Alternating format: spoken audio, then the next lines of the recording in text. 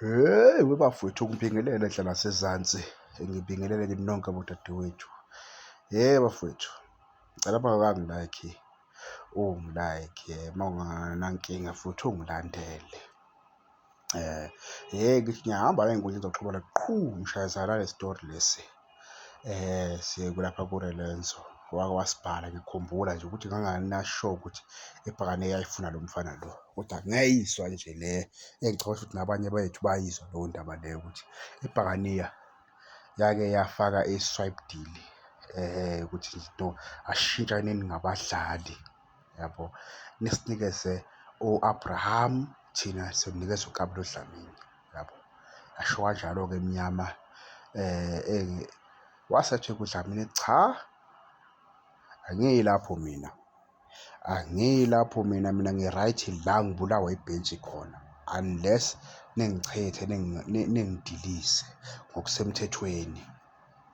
So kwaba nzima-ke kwibhakaniya lokho ukuthi ikwenze, njengoba uKabelo Dlamini ngicabanga ukuthi-ke abalandeli abaningi bekhuluma ngaye beyimpufana ukuthi bayamfuna laphana eTuren, yabo. Ngicabanga ukuthi ibhakani ivele yabuka ukuthi masichitha lo mfana lo, i-Kaizer Chiefs izomthatha vele yathi hhayi, uma kuwukuthi wena awufuni ukuya laphana-ke njengoba usalimele ngoba phela ulimele uDlamini, njengoba usalimele uzobulawa ibhentshi.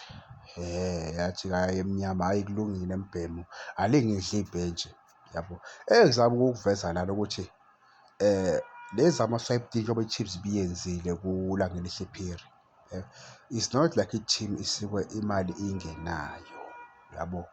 I-team isuke nje imali inayo kahle kakhulu, kuwukuthi kusuke sekusetshenzwa ngomqondo webhizinisi, umqondo webhizinisi la, yabo. So ngicabanga ukuthi wonke umdlali osiwa kwi-swipe deal nakwi-loan kusuke kuvunyelwene nolowo mdlali loyo, akuvele kuvuke kuthiwa wena hamba kwi-loan, yabo. Hhayi, kusuke kuvumelene naye, wase yavuma naye ukuthi cha, ngi-right for ukuthi ngingaya le ukuze ngithole i-game time, noma yena usuke e-complain-a kakhulu nge-game time, bese bemvezela ama-option lawa we-loan ukuthi hhayi mfethu, singakubolekisa-ke uma kuwukuthi ufuna ukudlala, yabo. Bese esho ukuthi hhayi no, ngi-right, bese bayamfunela-ke ama-team lawa abacabanga ukuthi a-good for yena, yabo.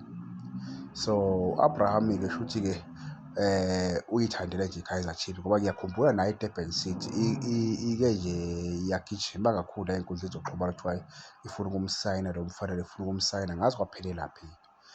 Maybe naye wayi-rejecta-ke u-Abraham, asazi-ke leyo team leyo, yabo.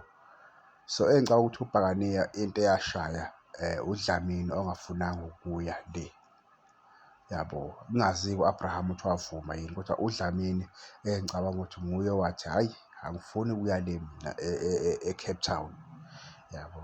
So u-Abraham akasazi ukuthi yakhe wayitheni ku-Abraham, yabo, wayitheni kuyo eMnyama, hhayi asazi-ke lapho.